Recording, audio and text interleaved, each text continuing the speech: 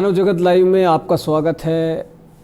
आज एक ऐसी क्राइम स्टोरी के बारे में बात करते हैं जिसने 2008 में दहला कर रख दिया था हर इंसानी ज़मीर को, जिसने दहला दिया था और सोचने पर मजबूर कर दिया था कि क्या मोहब्बत ऐसी हैवानियत पर भी उतर सकती है।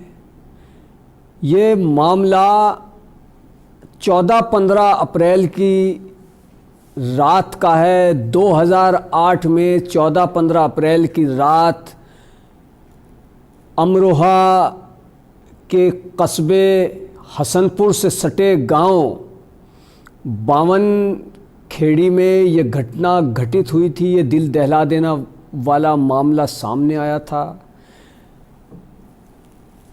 साल 2008 की में 14-15 अप्रैल की रात को 52 खेड़ी गांव से एक घर से आवाज़ आती है एक लड़की के चीखने चिल्लाने की, दहाड़े मार मार करके रोने की। पड़ोसी जागते हैं और पड़ोसी वहाँ पर पहुँचते हैं तो वहाँ का मंजर देखकर सन्न रह जाते हैं।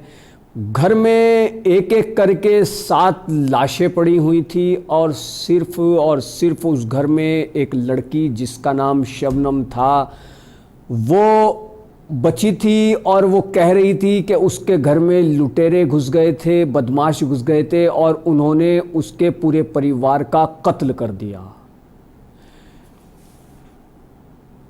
पड़ोसी पुलिस को सूचना देते हैं, पुलिस मौके पर पहुंचती है। देख करके मामला इतना बड़ा एकदम से सन्न रह जाती है, पड़ोसी भी दंग रह जाते हैं, सन्न रह जाते हैं। उसके बाद पुलिस वहां देखती है एक के बाद एक 7 लाशें, जिसमें शबनम के पिता मास्टर शौकत अली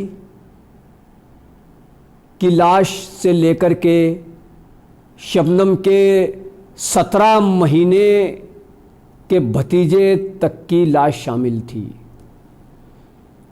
ये मामला चूँकि छोटा मोटा क्राइम नहीं था, छोटा मोटा कत्लेआम नहीं था, इसके बाद ये मामला पूरा उभरता है और पुलिस इन्वेस्टिगेशन शुरू होती है।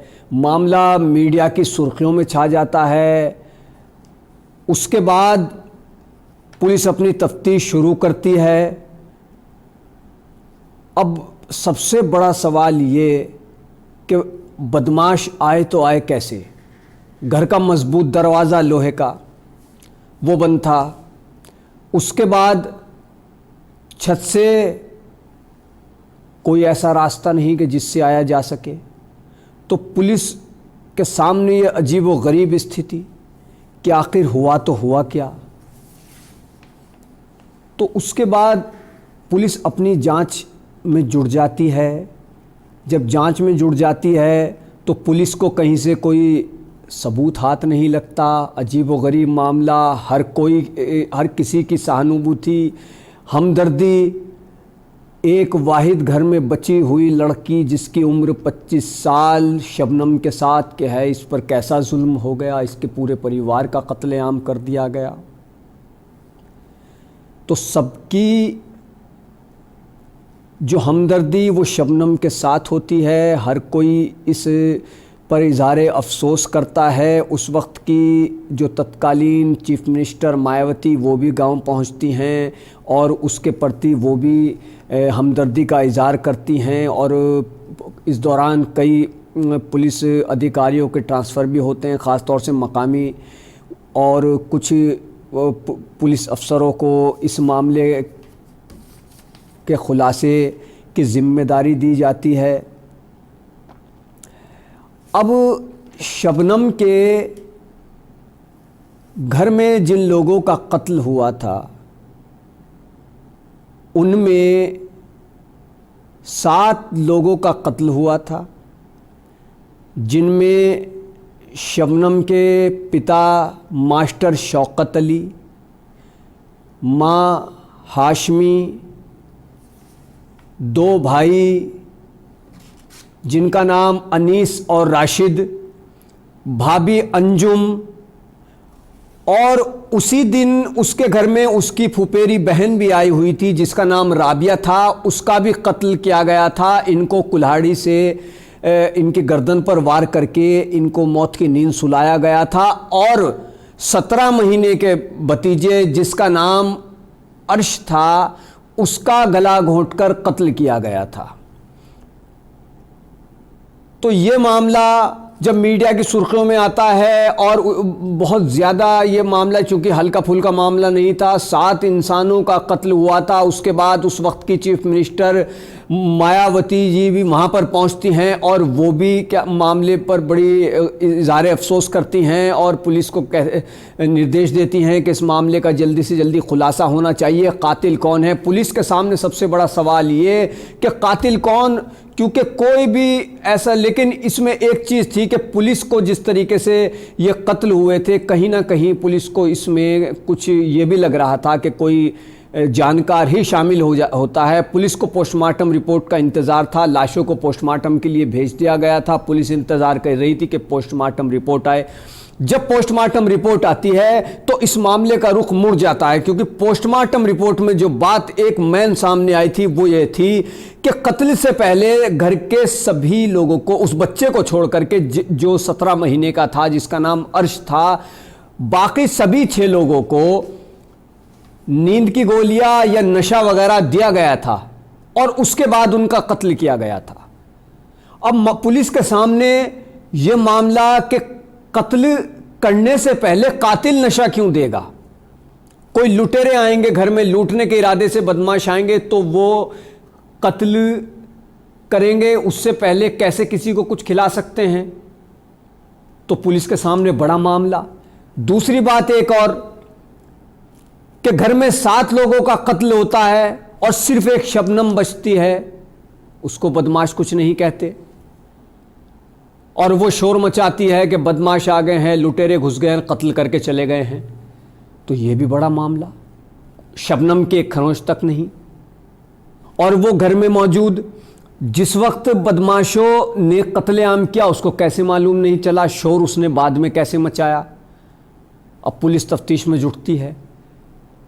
पुलिस को कहीं ना कहीं इस मामले में शबनम पर शक होता है, लेकिन चूंकि सबकी हमदर्दी उसके साथ, सीएम का दौरा भी हुआ, सीएम ने भी इज़हार अफसोस किया, बल्कि कुछ मदद करने का भी ऐलान सीएम मायावती करके गई, तो इसलिए वो शबनम से पूछताछ नहीं करती।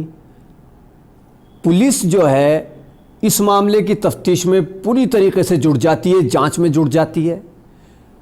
अब जब जांच में जुटती है तो उसी दौरान एक तो पोस्टमार्टम रिपोर्ट आती है जिसमें ये कि कत्ल करने से पहले उनको नशा या नींद की गोलियां वगैरह दी गई थी और उसके बाद कत्ल किया गया था। सबसे बड़ा तो एक अजीब बात ये। दूसरी, उसी दौरान शबनम की कुछ तबीयत ख़राब हो जाती है और उसको डॉक्टर के दिखाया जाता है, तो उसके बाद एक ऐसा मामला सामने आता है जो बेहद ही अजीब व गरीब, कि शबनम की शादी नहीं हुई थी लेकिन वो 2 माह की गर्भवती थी। तो अब यहां से ये मामला दूसरा रुख ले लेता है। अब पुलिस कई तरीके से जांच करती है।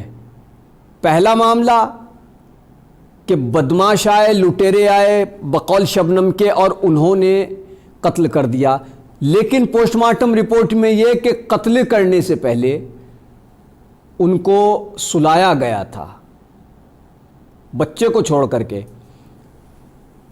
और दूसरा मामला यह कि शबनम गर्भवती और शादी भी नहीं हुई। तो पुलिस को तफ्तीश के दौरान, जांच के दौरान घर में चाय की पत्ती के डब्बे से एक सिम मिलता है। उस सिम से पूरे महीने में करीब 100 से ऊपर कॉल और कत्ल वाली रात, वारदात वाली रात 50 कॉलें की गई थी सलीम नाम के एक नौजवान पर। अब पुलिस सलीम का पता करती है। सलीम उसी महल्ले के आसपास का रहने वाला, 5वीं पास, आरा मशीन में काम करता है। पुलिस जांच में जुट जाती है, सलीम का पता लगाती है। अब पुलिस सलीम से पूछताछ करती है। सलीम से जब पूछताछ करती है तो सलीम बताता है कि यह कत्ल उसी ने किए हैं, और किए किसके कहने पर हैं? शबनम के कहने पर। पुलिस उससे अपने तरीके से पूछताछ करती है तो वो जो कुछ बताता है उसके मुताबिक शबनम मास्टर शौकत अली की बेटी एमए पास शिक्षा मित्र हो गई थी। उसे सलीम से मोहब्बत हो जाती, जिसके बाद सलीम वहाँ जाता था, शारीरिक संबंध बने, और यही वजह कि जब कत्ल हुआ और उसके बाद तबीयत खराब हुई, जांच हुई, तो शबनम 2 माह की प्रेग्नेंट निकली। अब सलीम से पूछा जाता है कत्ल कैसे किया, तो जो तरीका वो कत्ल का बताता है उस टाइम पे, उसमें मुझे भी एक बात अच्छी तरह याद है कि ये मामला अखबारों में छपा था, क्योंकि इतना बड़ा मामला था, सुर्खियां बना था। तो मुझे जो 2 साल के बच्चे का कत्ल किया गया था वो काफ़ी इतना दिल दहला देने वाला लगा था कि मैं भी काफ़ी घंटे सोचने लगा कि क्या कोई बुआ, क्या कोई फूफी अपने भतीजे का, 17 महीने के भतीजे का ऐसे कत्ल कर सकती है। तो सुनिए, सलीम बताता है कि कुल्हाड़ी ले जा करके रखी गई थी। कत्ल की रात शबनम ने अपने घर वालों को नींद की गोलियां या कोई नशीली चीज़ चाय में या खाने में दे करके सुला दिया गया था। 6 लोगों को वो नशे की गोलियां दी गई थी, जिसमें शबनम ने अपने पिता मास्टर शौकत, माँ हाशमी, भाई अनीस और राशिद, भाभी अंजुम और फुफेरी बहन राबिया को नशे की गोलियां दी गई थी, और जो भतीजा था 17 महीने का अर्श, उसको नशे की गोली नहीं दी गई थी। उसके बाद कुल्हाड़ी का इंतज़ाम कर रखा था। शबनम ने अपने आशिक सलीम को घर बुलाया और कहा कि ये राह में बाधक हैं, ये राह में रोड़ा हैं, शादी नहीं होने देंगे। तो शबनम ने सलीम को बुलाया और उसको कुल्हाड़ी दी और कत्ल कराए। सलीम एक एक करके सबके गर्दन पर कुल्हाड़ी चलाता गया और कत्ल करता गया। इसी दौरान जो भतीजा अर्श 2 साल का था, 17 महीने का था, उसकी आंख खुल जाती है। तो सलीम कुल्हाड़ी लेकर उसकी तरफ बढ़ता है। तो शबनम क्या कहती है? शबनम कहती है रुक जा। सलीम को कहती है अपने आशिक को रुक जा, इसको तो मैं ही गला दबा करके मार दूंगी। और शबनम अपने हाथों से उसका गला दबाती है और उस मासूम बच्चे का, 17 महीने का जो उसका भतीजा था, उसका गला दबाकर उसकी हत्या कर देती है। उसके बाद सलीम को वहां से निकालती है, कुल्हाड़ी भी दे देती है, और कुल्हाड़ी सलीम ले जा करके किसी तालाब के पास फेंक देता है। और कुछ घंटे शबनम इंतजार करती है, बैठी रहती है घर में। उसके बाद वो शोर मचाती है कि लुटेरे आ गए, बदमाश आ गए, और उसके घर वालों को कत्ल कर दिया गया। अब जब पुलिस ये केस खोलती है तो कुल्हाड़ी भी उसकी निशानदेही पर, सलीम की निशानदेही पर कुल्हाड़ी भी बरामद करती है। तो एक मोहब्बत कैसे हैवानियत का रूप धारण कर लेती है, ये उस वक्त सामने आया था, साल 2008। और पुलिस को कई दिन लगे थे इस मामले को खोलने में। तकरीबन ये मामला घटना से चौथे दिन ये मामला खुल गया था। उसके बाद ये मामला अदालत में चला, और अदालत में अमरोहा कोर्ट में 2 साल 3 महीने इस मामले की सुनवाई चली। और मास्टर शौकत के घर के परिसर में ही 7 कब्रें बना दी गई, जिनका कत्ल शबनम ने किया था। अपने पिता मास्टर शौकत, अपनी मां हाशमी, अपने भाई अनीस और राशिद, भाभी अंजुम और फुफेरी बहन राबिया, और 17 महीने के भतीजे अर्श का, जिसका उसने खुद गला घोंटकर हत्या की थी, उनकी कब्रें मास्टर शौकत के घर के परिसर में बनी है। तो यह मामला अमरोहा कोर्ट में 2 साल 3 महीने तक इस मामले की सुनवाई चलती है। उसके बाद जज साहब सज़ा सुनाते हैं, और सज़ा में यह कहा जाता है कि इन सलीम को और शबनम को फांसी पर तब तक लटकाया जाए जब तक इनकी जान नहीं चली जाती। ये अब इनको सज़ा होती है। फैसला सुना दिया जाता है। फैसला सुनाने के बाद मुरादाबाद जेल में शबनम को रखा जाता है और आगरा की जेल में सलीम को। वहीं मुरादाबाद जेल में शबनम एक बच्चे को जन्म देती है जिसका नाम ताज अहमद रखा जाता है। अब मामला सुप्रीम कोर्ट पहुंचता है। सुप्रीम कोर्ट से कोई रियायत नहीं मिलती। राष्ट्रपति प्रणब मुखर्जी थे उस वक्त, उनके पास से मामला पहुंचता है। वो भी कोई मर्सी पिटिशन पर कोई रहम नहीं करते, क्योंकि यह मामला रहम के काबिल ही नहीं था।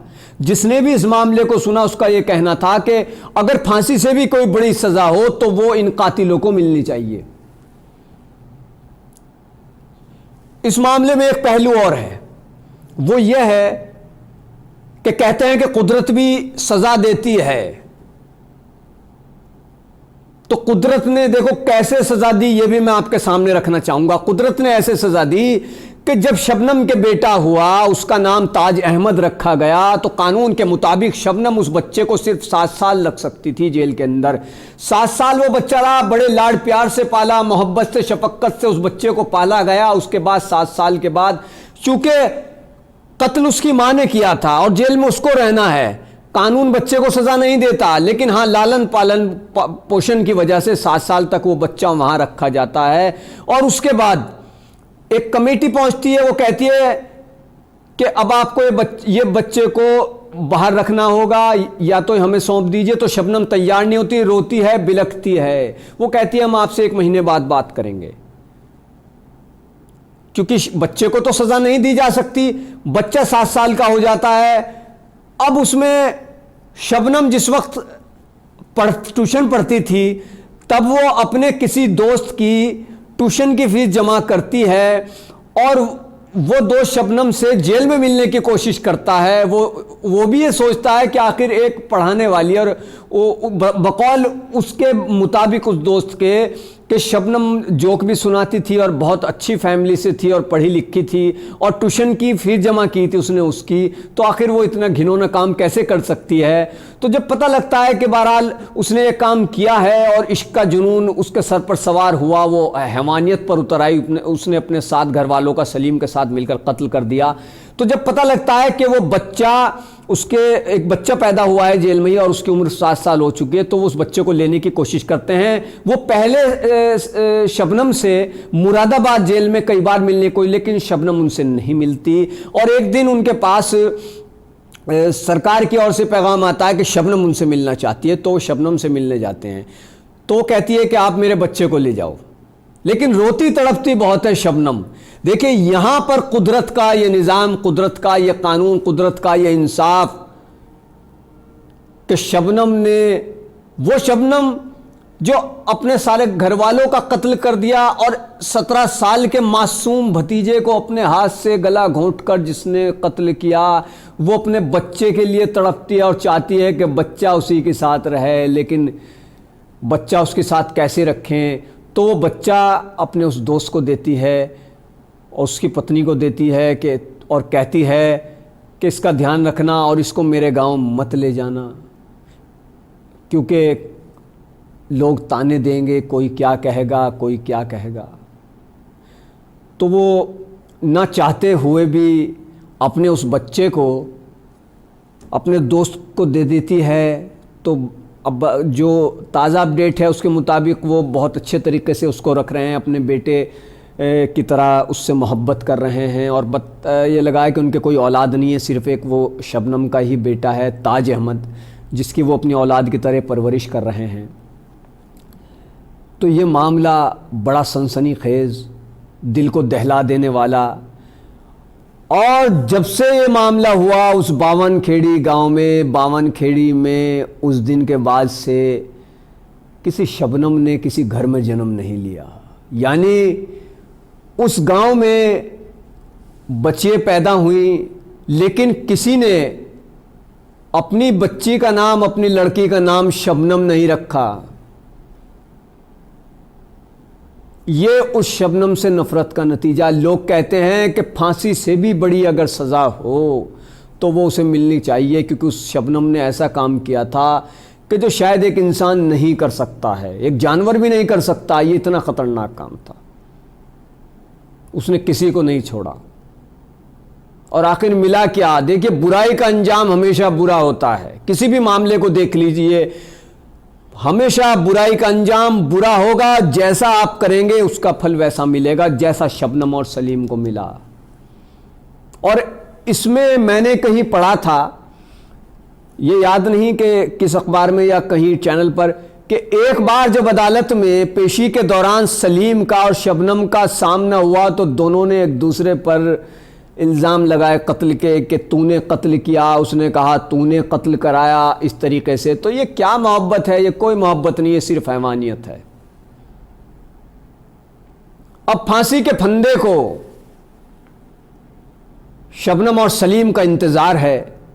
सुप्रीम कोर्ट से भी उनको कोई राहत नहीं मिली है, लेकिन वो अपनी तरफ से कोशिश कर रहे हैं कि उनकी सज़ा को उम्र कैद में बदला जाए। बहरहाल अब इसमें आगे क्या होता है ये तो कानून जाने, अदालत जाने, लेकिन कुल मिलाकर के अमरोहा के कस्बा हसनपुर से सटे बावनखेड़ी गांव का ये दर्दनाक, अफसोसनाक, दिल दहला देने वाला मामला आज भी वहाँ के लोगों के जहनों पर है। और इसका पता इसी से चलता है कि उन्होंने उसके बाद से घर में पैदा होने वाली किसी भी लड़की का नाम शबनम नहीं रखा।